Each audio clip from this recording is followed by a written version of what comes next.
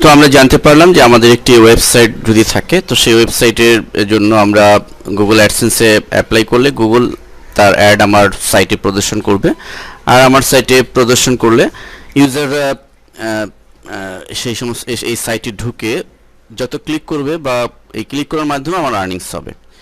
এখন প্রশ্ন হলো যে আমার সাইটে আমার ওয়েবসাইটটি আমরা এতক্ষণ দেখালাম বড় বড় লার্জেস্ট ওয়েবসাইট bdjobs.com অথবা সিট গুরু অথবা প্রথম আলো জবস.com, তো এসব সাইট যেহেতু পপুলার, ন্যাচারালি এসব সাইটে প্রচুর ভিজিটর ঢুকে থাকে এবং সেসব ভিজিটের একটা অংশ যদি এই গুগল অ্যাডসেন্সে ক্লিক করে তাহলে ন্যাচারালি তাদের আর্নিংস হবেই।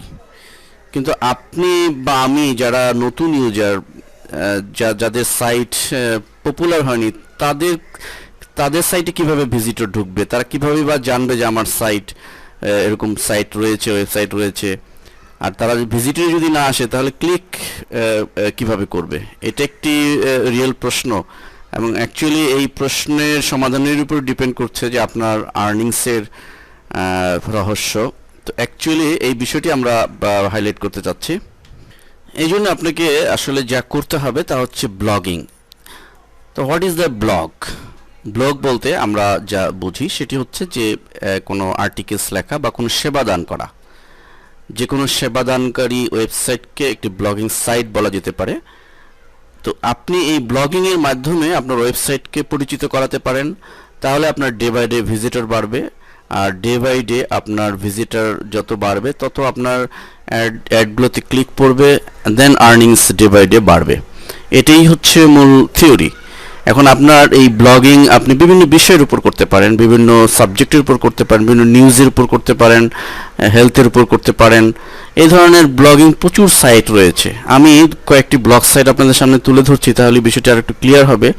লক্ষ্য করুন, আমরা ওয়ার্ল্ড ওয়াইড একটি সাইট technology.com, এই সাইটটি গুগল অ্যাডসেন্স ইউজ করে মাসে কয়েক হাজার ডলার আর্ন করছে। কিন্তু এই সাইটটির কি বৈশিষ্ট্য যদি আপনি দেখেন তাহলে বুঝতে পারবেন।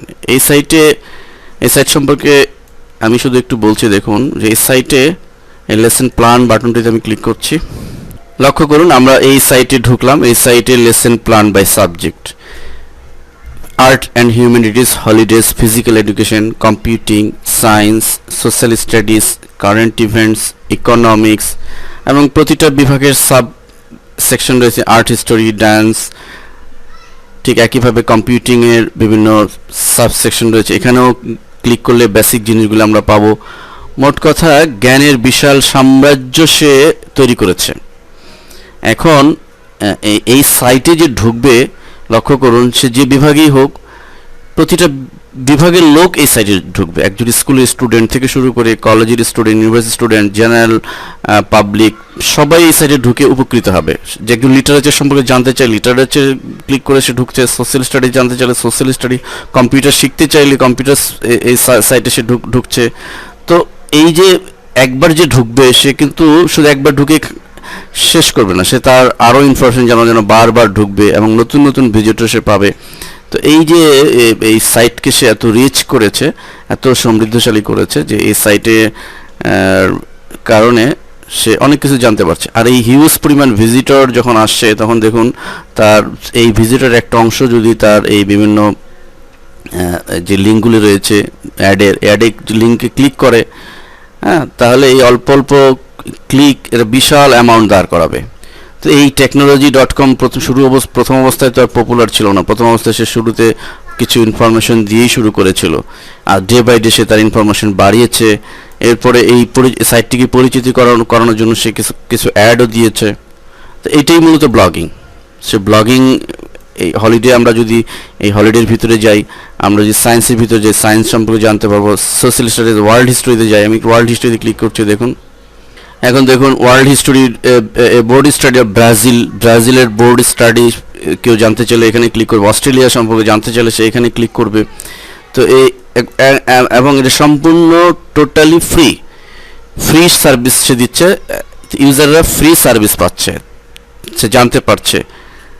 নিচে গেলে আরও লিঙ্ক রয়েছে, ক্রিসমাস অ্যারাউন্ড দ্য ওয়ার্ল্ড।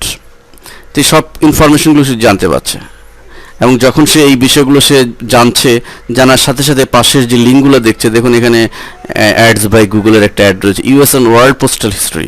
স্বাভাবিকভাবে সে যেহেতু ওয়ার্ল্ড হিস্টোরি বিভাগেই ঢুকেছে, তো রিলেটেড একটা অ্যাড সে পাচ্ছে, তো তার স্বাভাবিকভাবেই জানার ইচ্ছা জাগবে যে ওয়ার্ল্ড পোস্টাল হিস্টোরিতে কী হিস্টোরি রয়েছে। সে ক্লিক করলো, জানার জন্য ইউজারও উপকৃত হচ্ছে এই সাইটে ঢুকে, সে আরও কিছু হিস্টোরি জানতে পারছে।